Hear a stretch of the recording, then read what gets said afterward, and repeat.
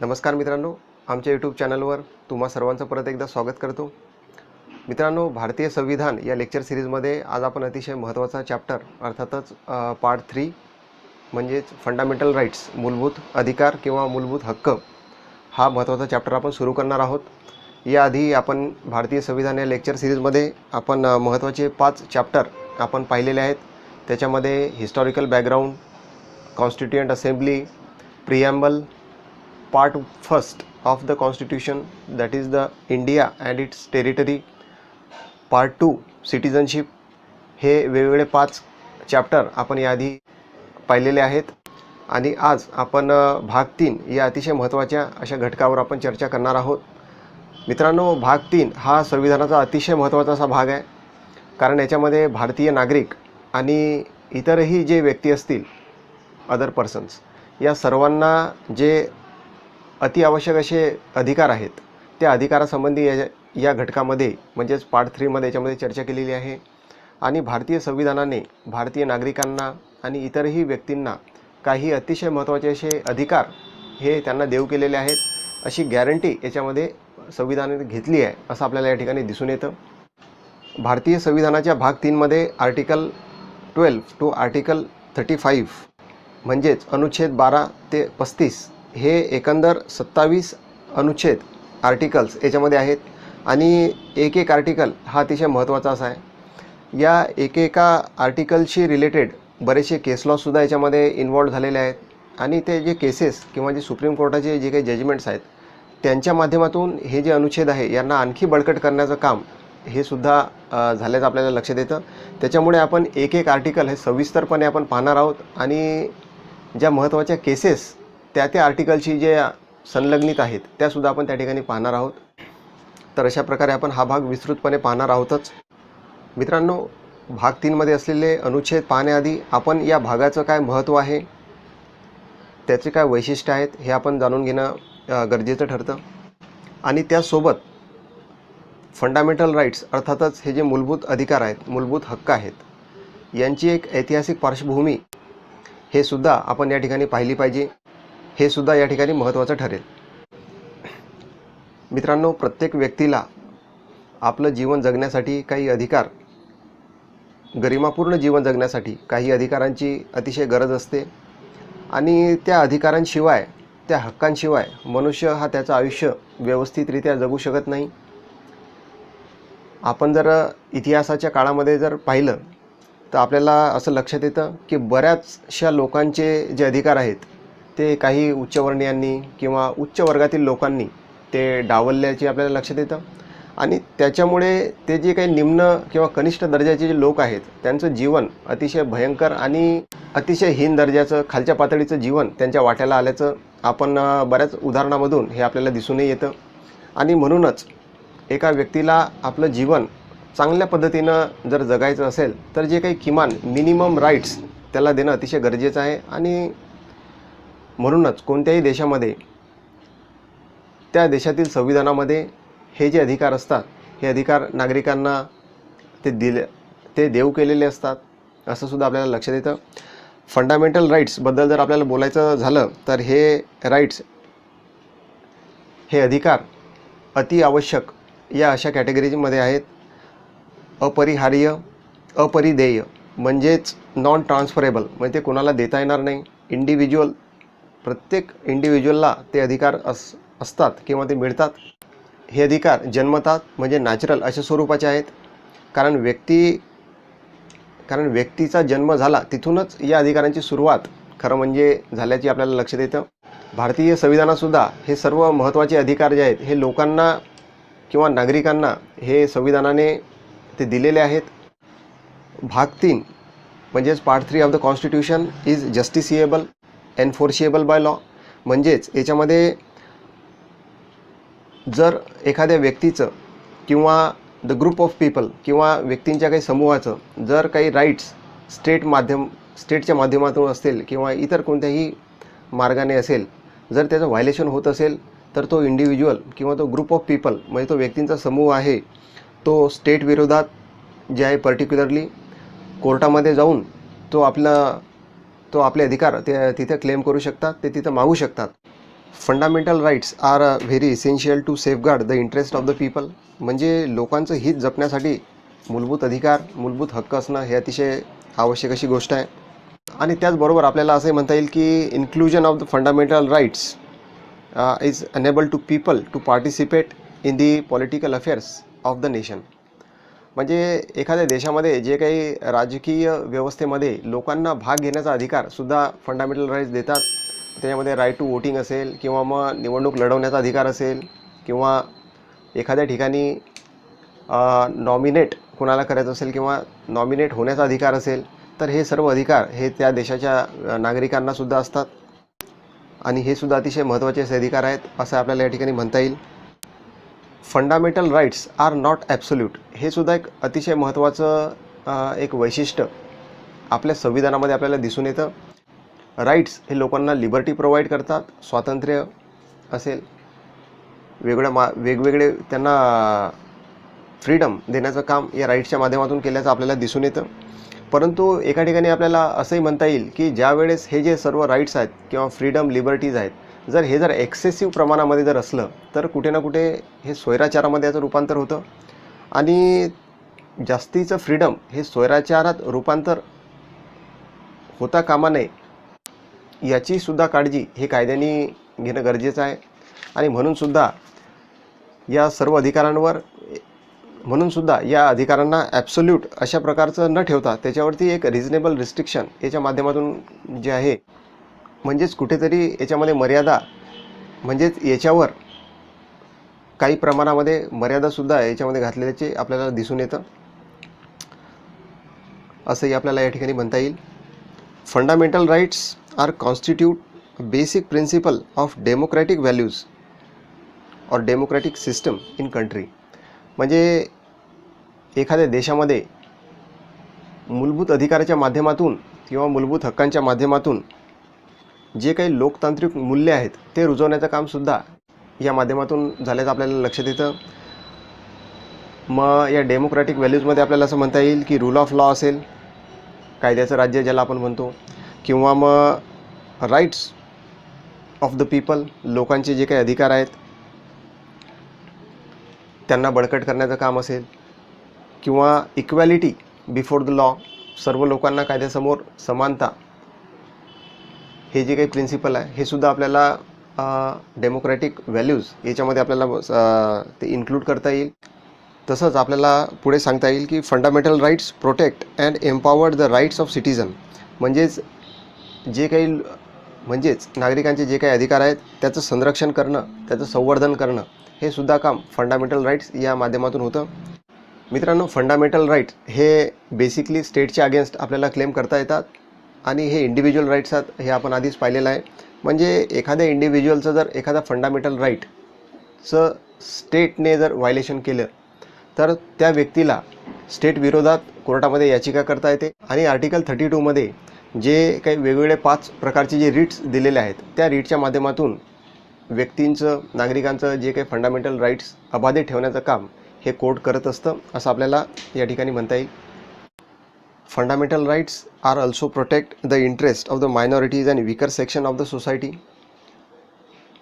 म्हणजेच या मूलभूत हक्काच्या माध्यमातून जे मायनॉरिटीज असतील, रिलिजियस मायनॉरिटीज असेल किंवा लिंग्विस्टिक मायनॉरिटीज असेल, म्हणजेच अल्पसंख्याक समुदाय आणि वीकर सेक्शन म्हणजे जे वंचित असे घटक आहेत आपल्या देशातले, समाजामधले, त्यांना न्याय देण्याचं कामसुद्धा फंडामेंटल राईट्सच्या माध्यमातून होतं. आणि भारतीय संविधानामध्ये आपल्याला माहीत आहे की आर्टिकल 26, 27, 28 आणि 29 हे जे पर्टिक्युलर 4 आर्टिकल आहेत हे याच्यामध्ये minorities and weaker section of the society यांच्या इंटरेस्टमध्ये हे 4ही आर्टिकल्स त्या ठिकाणी आलेले आहेत असं आपल्याला या ठिकाणी म्हणता येईल. मित्रांनो, फंडामेंटल राईट्स हे काही सकारात्मक आणि काही नकारात्मक, म्हणजेच निगेटिव्ह आणि पॉझिटिव्ह अशा नेचरचे हे राईट्स आहेत. म्हणजे सकारात्मकचं जर आपल्याला पाहायचं असेल, पॉझिटिव्ह राईट्स, तर याच्यामध्ये आपण आर्टिकल 19चा त्याच्यामध्ये आपण समावेश करू शकतो. याच्यामध्ये नागरिकांना जे आहे वेगवेगळ्या प्रकारचे स्वातंत्र्य याच्यामध्ये देण्यात आलेले आहेत. आणि जे निगेटिव्ह टाईप्स ऑफ राईट्स आहेत याच्यामध्ये आर्टिकल 14, 15, 16, 21 हे 4-5 राईट्स याच्यामध्ये आलेले आहेत. कारण हे नकारार्थी या अर्थाने आहेत की याच्यामध्ये जे आहे स्टेटला मजाव केलेला आहे की स्टेट जे आहे फंडामेंटल राईट्सच्या विरोधाभासी कोणतेही कायदे स्टेटला बनवता येणार नाहीत किंवा नागरिकांना जे अधिकार दिलेले आहेत त्यांच्यावर स्टेट कोणत्याही मार्गाने एन्क्रोचमेंट त्याच्यावर करणार नाही, अतिक्रमण त्याच्यावर करणार नाही. म्हणून हे या अर्थाने हे निगेटिव्ह अशा स्वरूपाचे हे राईट्स आहेत. म्हणजेच आपल्याला जर दुसऱ्या शब्दात जर सांगायचं झालं तर जे पॉझिटिव्ह राईट्स आहेत ते स्टेटवर बंधनकारक आहेत की स्टेटनं हे केलं पाहिजे, आणि जे निगेटिव्ह स्वरूपाचे जे राईट्स आपल्याला त्या ठिकाणी दिसून येतात ते स्टेटला मज्जाव करतात की स्टेटने हे केलं नाही पाहिजे. स्टेट शॅल नॉट डिनाय अशा स्वरूपाचे त्या ठिकाणी फ्रेजेस वापरल्याचे आपल्याला दिसून येतं. आणि स्टेटची जर व्याख्या करायची झाल्यास ते आपल्याला पुढे आर्टिकल 12 म्हणजेच आर्टिकल 12 याच्यामध्ये ते आपल्याला क्लिअरली त्या ठिकाणी दिसून येते. पुढच्या लेक्चरमध्ये आपण आर्टिकल 12वर विस्तृतपणे त्याच्यावर चर्चा करणारच आहोत. तर मित्रांनो, हे झालं भाग 3चं महत्त्व किंवा significance of the part 3 of the constitution of India याच्याबद्दल. यामध्ये आणखी महत्त्वाचा एक पॉईंट म्हणजेच historical background of the fundamental rights, म्हणजेच की हे जे मूलभूत अधिकार आहेत यांची ऐतिहासिक पार्श्वभूमी किंवा ऐतिहासिक जडणघडण ही कशी झाली, आणि आज जे आपण आपल्या संविधानामध्ये जे फंडामेंटल राईट्स पाहतो त्याचा उगम कशा प्रकारे झालेला आहे हे पाहणं हे सुद्धा अतिशय महत्त्वाचं आहे. म्हणून आपण त्याच्यामध्ये हिस्टॉरिकल बॅकग्राऊंडवर सुद्धा आपण एक धावती नजर टाकूया. मित्रांनो, फंडामेंटल राईट्सचा सर्वात प्रथम उपयोग हा ग्रेट ब्रिटनमध्ये झाला.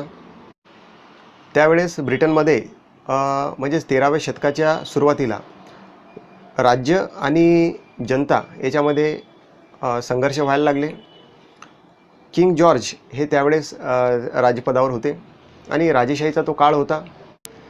आणि या संघर्षाचं जे मूळ होतं ते म्हणजे तेथील नागरिकांनी सन्मानपूर्वक वागणूक मिळावी किंवा सन्मानपूर्वक जीवन जगता यावं यासाठी काही अधिकारांची त्यांनी मागणी केली, आणि त्याच्यामुळेच हा राज्य आणि जनता याच्यामध्ये तो संघर्ष झालेला आपल्याला दिसून येतो.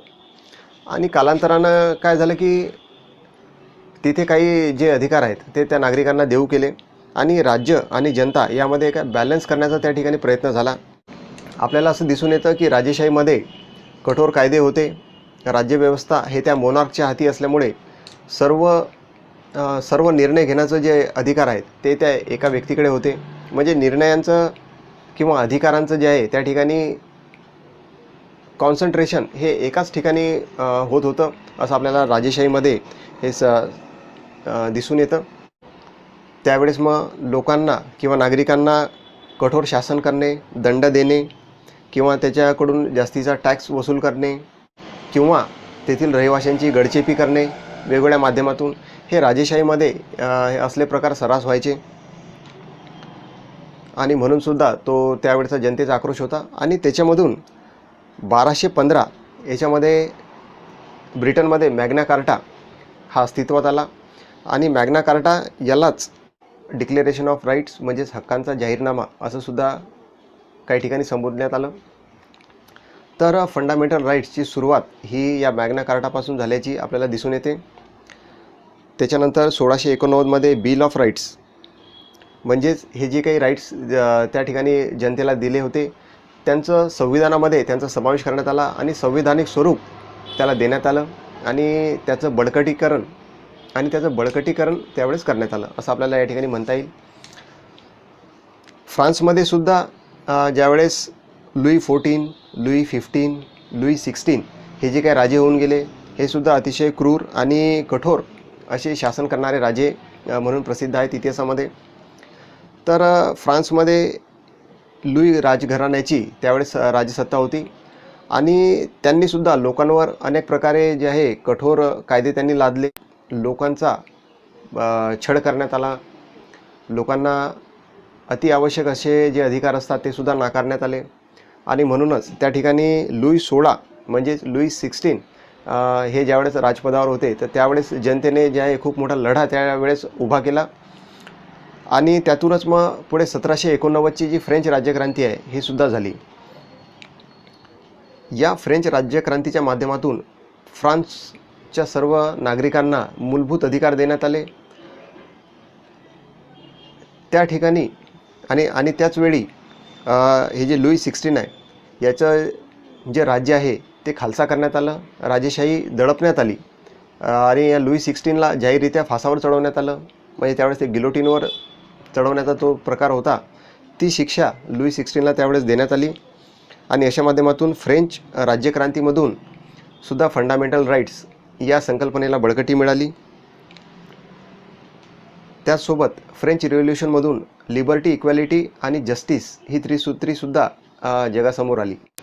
अमेरिकेमध्ये सुद्धा 17व्या-18व्या शतकामध्ये ब्रिटिशांचं मोठ्या प्रमाणावर आधिपत्य होतं आणि ब्रिटिशांची वसाहत म्हणून अमेरिका त्यावेळेस ते राज्य होतं. पुढे तेथील नागरिकांनी सुद्धा ब्रिटिशांविरुद्ध मोठा लढा त्यांनी उभारला, मोठं बंड केलं आणि 1776मध्ये त्यांना म्हणजेच अमेरिकन लोकांना त्यांच्या लढ्यामध्ये यश आलं आणि त्यांनी जे आहे 1776मध्ये अमेरिकेला स्वतंत्र म्हणून घोषित केलं आणि त्या ठिकाणी ब्रिटनची जी सत्ता होती ती संपुष्टात आली. 4 जुलै 1776 रोजी अमेरिकेमध्ये एक स्वातंत्र्याचा जाहीरनामा जेफरसन यांनी प्रसिद्ध केला आणि अमेरिकन काँग्रेसमध्ये त्या जाहीरनाम्याला मान्यता मिळाली आणि अमेरिका हे स्वतंत्र राष्ट्र म्हणून घोषित करण्यात आलं. त्याच स्वातंत्र्याच्या जाहीरनाम्यामध्ये अमेरिकन नागरिकांना मूलभूत अधिकार देण्यात आलेले होते असं सुद्धा आपल्याला त्या ठिकाणी म्हणता येईल. आणि भारतामध्ये जर बोलायचं झालं तर भारतामध्ये वैदिक काळ असेल किंवा जे सिंधू घाटी सभ्यता असेल त्या ठिकाणी नागरिकांना काही सिव्हिल राईट्स त्यावेळेस होते, परंतु त्यांचं स्वरूप हे आजच्या फंडामेंटल राईट्सपेक्षा अतिशय भिन्न अशा स्वरूपाचं होतं. पुढे भारतामध्ये सल्तनतचा काळ असेल किंवा मुघल काळ असेल म्हणजेच मेडिएवल इंडिया, मध्ययुगीन भारत, याच्यामध्ये बऱ्याच प्रमाणात जे आहे राजेशाहीचा तो काळ होता आणि मग त्यावेळेस लोकांचे जे अधिकार आहे ते दडपण्याचं काम सगळीकडे सुरू होतं. काही मुस्लिम राजे त्या प्रमाणात त्यांनी थोडं सौदार्ह दाखवलं असं आपल्याला इतिहासात काही उदाहरणावरून असं दिसूनही येतं आणि त्यांनी काही अधिकार हे लोकांना देण्याचा प्रयत्न त्यांनी त्यावेळेस केल्याचं आपल्याला दिसून येईल. परंतु बऱ्याच अंशी लोकांच्या अधिकारांचं दमन त्यावेळेस झाल्याचं आपल्याला स्पष्टपणे या ठिकाणी दिसून येतं. पुढे नंतर मॉडर्न इंडियाचा जो काळ आहे, आधुनिक भारत, तो आपल्याला इंग्रजांच्या आगमनापासून तो आपण गृहीत धरतो. इंग्रजांनीसुद्धा लोकांच्या अधिकारांचं मोठ्या प्रमाणात हनन केलं, लोकांचे अधिकार त्यांनी नाकारले आणि आपली सत्ता त्यांनी भारतावर प्रस्थापित केली. भारतीय लोकांनी खूप मोठ्या प्रमाणात असंतोष त्यावेळेस जाहीररित्या प्रकट केला आणि ब्रिटिश शासनाला वेगवेगळ्या माध्यमातून वेगवेगळ्या मार्गाने विरोध दर्शवण्याचं काम हे भारतीयांनी केलं. काही ठिकाणी सशस्त्र संघर्षसुद्धा त्या ठिकाणी लोकांनी घडवून आणले. पुढे 1885मध्ये अखिल भारतीय काँग्रेसची स्थापना झाली. पुढे 1895मध्ये एक संविधान संशोधक विधेयक हे मांडण्यात आलं, परंतु ब्रिटिशांनी त्याला संमत करण्यास नकार दिला आणि 1928मध्ये सर्वप्रथम म्हणजे जो नेहरू रिपोर्ट होता, तर त्या नेहरू रिपोर्टच्या माध्यमातून भारतीयांना जे काही मूलभूत अधिकार आहेत ते अधिकार दिले पाहिजे ही मागणी सर्वप्रथम जी आहे ते आपल्याला ठळकपणे नेहरू रिपोर्टमध्ये ते दिसून येते. मोतीलाल नेहरू यांनी 1928मध्ये असं स्पष्टपणे सांगितलं होतं की नागरिकांना काही फंडामेंटल राईट्स हे निर्विवादपणे दिलेच पाहिजे आणि तो त्यांचा अधिकार आहे. परंतु पुढे जिन्नाची जी आहे जी 14 सूत्री मागणी पुढे आली आणि त्याच्यामुळे हा जो 1928चा जो नेहरू रिपोर्ट होता हा रिपोर्ट बारगळला किंवा त्याला समाप्त करण्यात आलं असं आपल्याला लक्षात येतं. पुढे 1935चा जो कायदा आहे द गव्हर्नमेंट ॲक्ट ऑफ 1935 याच्यामध्ये सुद्धा फंडामेंटल राईट्स असं पर्टिक्युलरली त्याच्यामध्ये दिलेले नव्हते. त्यामुळे या कायद्यामध्ये सुद्धा नागरिकांना फंडामेंटल राईट्स पासून वंचितच करण्याचं काम या कायद्याने सुद्धा केल्याचं आपल्याला दिसून येईल. त्यानंतर मित्रांनो आपण जाणतो 1947 15 ऑगस्ट या दिवशी भारत स्वतंत्र झाला. ब्रिटिशांची सत्ता देशातून संपुष्टात आली आणि स्वातंत्र्याआधीच जी आपली संविधान सभाचं जे गठन झालं होतं त्या संविधान सभेमध्ये एक वेगवेगळ्या समित्या त्या ठिकाणी कार्यरत होत्या. त्याच्यामध्ये एक परामर्शदायी समिती जी सरदार वल्लभभाई पटेल यांच्या नेतृत्वामध्ये होती. तर त्यांच्याकडे जे आहे हे मूलभूत अधिकार नागरिकांना कोणत्या स्वरूपात किंवा कसे दिले पाहिजे हा परामर्श देण्याचं काम त्यांच्याकडे होतं. तर परामर्शदायी समितीने फंडामेंटल राईट्स बनवण्याचं अतिशय महत्त्वाचं हे काम ड्राफ्टिंग कमिटीकडे दिलं आणि डॉक्टर आंबेडकर यांच्या नेतृत्वामध्ये ड्राफ्टिंग कमिटी त्यावेळेस कार्यरत होती आणि त्यांनी अतिशय महत्त्वाचे असे हे जे आर्टिकल 12 ते 35 हे जे टोटल 27 जे आर्टिकल आहेत ते त्यांनी फंडामेंटल राईट्स या स्वरूपात भाग 3 मध्ये त्यांनी विशद केलेले आहेत. तर अशा प्रकारे भारतीय संविधानामध्ये पार्ट 3 मध्ये आर्टिकल 12 ते आर्टिकल 35 यामध्ये हे टोटल जे आहेत फंडामेंटल राईट्स अतिशय महत्त्वाचे असे अधिकार यांचं विस्तृतपणे त्यांचा समावेश केलेला आहे. आणि हे फंडामेंटल राईट्स मुख्यत्वे स्टेटच्या against individual liberty, individual freedom, rights यांना मजबूत करण्याचं काम या माध्यमातून आपल्या संविधानातून झाल्याचं आपल्याला या ठिकाणी दिसून येईल. येणाऱ्या लेक्चरमध्ये आपण फंडामेंटल राईट्सचं जे पहिलं आर्टिकल आहे म्हणजे आर्टिकल 12 हे आपण विस्तृतपणे पाहणार आहोत. आणि याच आर्टिकल 12 मध्ये स्टेटची व्याख्या करताना त्याच्यामध्ये कोणत्या कोणत्या घटकांना त्याच्यामध्ये समाविष्ट केलेलं आहे किंवा कोणते कोणते घटक त्याच्यामध्ये समाविष्ट केल्या जाऊ शकतात याबद्दल आपण विस्तृतपणे त्या ठिकाणी पाहूया. आर्टिकल 12शी संबंधित असलेले महत्त्वाचे केस लॉज म्हणजे केसेससुद्धा सुप्रीम कोर्टाचे जे जजमेंट्स आहेत ते सुद्धा आपण त्या ठिकाणी पाहूया. तर मित्रांनो, आपण भेटूया पुढच्या लेक्चरमध्ये. नमस्कार.